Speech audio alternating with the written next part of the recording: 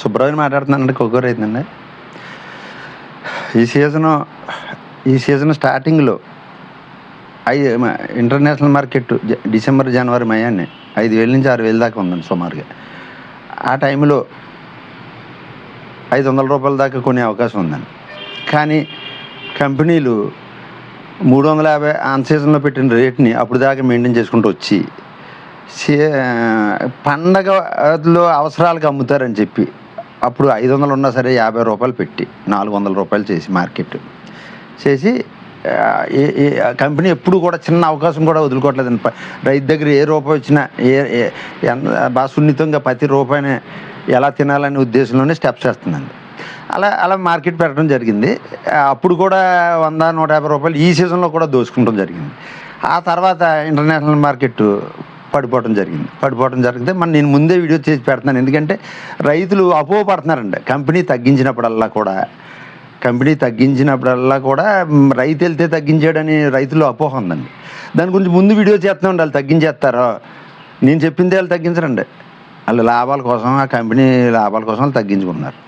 ఇప్పుడు ఈ సంవత్సరం ఏంటంటే దారుణమైన సీజన్ అండి ఈ సంవత్సరం. ఎందుకంటే ఇంకా కౌలు రైతునైతే ఆ బాధ వర్ణనాతీతం అండి, ఎవరో తీర్చలేమండి. అది దురదృష్టవశాత్తు ఈ సీజన్లో కాపులు కూడా తక్కువ అండి.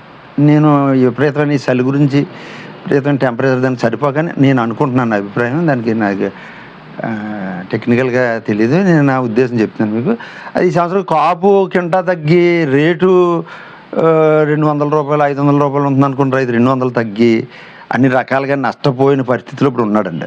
ఇప్పుడు అతను మనం ఎలాగా తీర్చలేమండి. రెండవది ఏంటంటే ఇప్పుడు మళ్ళీ కంపెనీ మళ్ళీ అదే మార్కెట్ ఏంటంటే స్పీడ్గా అందరూ కూడా మార్కెట్ తగ్గిందని స్పీడ్గా కొనట్లేదండి.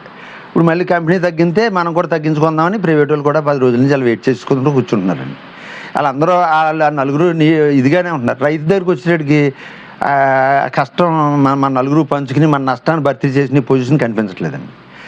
ఈ సీజన్ ఇప్పుడు మళ్ళీ సీజన్ అయినా రైతు గవర్నమెంట్ కానీ కంపెనీలు కానీ మమ్మల్ని ఎప్పుడు ఒడ్డెక్కించో, మనం కట్టడి కింద వచ్చి ఇవన్నీ మనకి ఏం చేస్తున్నారనేది పూర్తిగా తెలుస్తుంది. ఇది మీరు నలుగురు కూడా తెలుసుకుంటారని ఎవరిలో ఎంతోమంది రైతులు మారారండి. ఇప్పుడు కంపెనీ వెనకొచ్చి వచ్చేవాళ్ళు కూడా మనం ఈ వీడియోలు చేసిన తర్వాత నాతోటి అంటున్నారండి. చేత ఇప్పుడు మళ్ళీ మార్కెట్ తగ్గించి ఇలా ఉన్నారండి. పెంచినప్పుడు ఇప్పుడు తగ్గితే మార్కెట్ ప్రతి కంపెనీ చెప్తుంది. పెంచినప్పుడు మార్కెట్ గురించి వాళ్ళు మాట్లాడలేదు. వాళ్ళు అవకాశాన్ని బట్టి కొనుక్కుంటున్నారు. భవిష్యత్తులో కూడా అలాగే జరుగుతుంది. అందుచేత మనం ఇప్పటికైనా దీన్ని ఒక కట్టు మీదకి వస్తారో, ఒక తాటి మీదకి వస్తారో. ఈ వీడియోలో మీకు ఏమన్నా కామెంట్ చేయాలంటే వేరే వీడియో చేసి చెప్పండి. నేను ఏమైనా తప్పులు మాట్లాడినా కూడా చెప్పండి, సరి చేసుకుంటాను. ఏంటంటే ఉన్న మాట యథార్థంగా మాట్లాడితే కొంతమంది రైతులు బాధ కలగవచ్చు.